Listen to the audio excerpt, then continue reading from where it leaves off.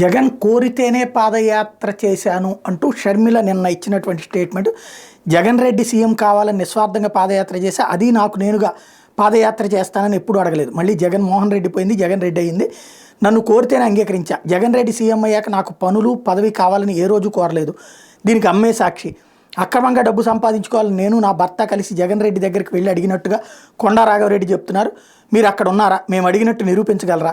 జగన్ రెడ్డి సీఎంగా ప్రమాణ స్వీకారం చేశాక మరోసారి వ్యక్తిగత అంశాలపై నా భర్తతో కాకుండా విజయమ్మతో కలిసి వెళ్ళడం తప్పితే మొన్న పెళ్లి కార్డు ఇచ్చేంత వరకు ఆయన దగ్గరకు ఎప్పుడూ పోలేదు. జగన్ జైల్లో ఉన్నప్పుడు భారతిరెడ్డి పాదయాత్ర చేస్తానంటే కాదు నేనే చేస్తానన్నట్టుగా రాఘవరెడ్డి అంటున్నారు. అప్పట్లో జైలు సూపరింటెండెంట్గా ఉన్న ఆయన బావమరిది విన్నట్టుగా ఏదేదో చెప్తున్నారు. మీరు చెప్పినవి నిజం కాదని నా బిడ్డలపై ప్రమాణం చేస్తాను, మీ బిడ్డలపై మీరు ప్రమాణం చేస్తారా? రాజశేఖర రెడ్డి బిడ్డ మీద అభాండాలు వేస్తే ప్రజలు గమనిస్తున్నారు. నేను రాజశేఖర రెడ్డి రక్తాన్ని, ఆయన ఆశయాలు కాపాడటం కోసమే కాంగ్రెస్లో చేరా. నేను వైఎస్ కుమార్తెనైనప్పుడు వైఎస్ షర్మిల కాకుండా ఎలా ఉంటాను? నా కుమారుడికి వైఎస్ రాజారెడ్డి అని పేరు పెట్టుకున్నాను షర్మిల చెప్పారు. మిగతాదంతా తప్పేం లేదు ఆవిడ మాట్లాడడం. కానీ ఇక్కడే ఈ ఇంటి పేరు దగ్గర వైఎస్ కుమార్తెనైనప్పుడు వైఎస్ షర్మిల కాకుండా ఎట్లా పోతాను అంటే, సోనియా గాంధీ ఎట్లా అవుతారు అప్పుడు? వీళ్ళ పార్టీ అధ్యక్షురాలైనటువంటి సోనియా గాంధీ సోనియా ఆంటోనీ మైనో అనినే పెట్టుకోవాలి, సోనియా గాంధీ అని పెట్టుకోకూడదు కదా. ఎట్లా పెట్టుకుంటారు అప్పుడు? అట్లాగే వాళ్ళ అబ్బాయికి రాహుల్ గాంధీ ప్రియాంక గాంధీ అని ఎట్లా పెట్టుకుంటారు? ప్రియాంక వాద్రా అవుతుంది. అట్లాగే ఇక్కడ రాహుల్ మైనో అవ్వాలి, అంతే కదా ప్రాక్టికల్గా అయితే. లేదా ప్రియాంక మైనో అవ్వాలి. ఎందుకని? అక్కడి నుంచి పుట్టింటి పేరు కదా పాయింట్ వచ్చేది. పోనీ అక్కడ తండ్రి పేరు అన్నటువంటి పాయింట్ వచ్చింది అనుకుందాం.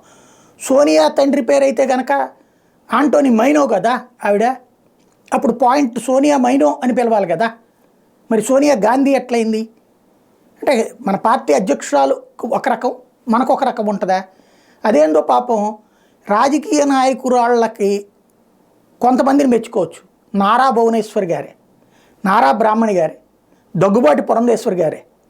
కానీ మొగుళ్ళు వీక్ అవడం వల్ల, లేకపోతే మొగుళ్ళకి రాజకీయంగా శక్తి లేకపోవడం వల్లనో, వాళ్ళ భార్యలకు మాత్రం తండ్రి ఇంటి పేరు అన్నది కల్వకుంట్ల కవిత, ఇక్కడ వైఎస్ షర్మిల.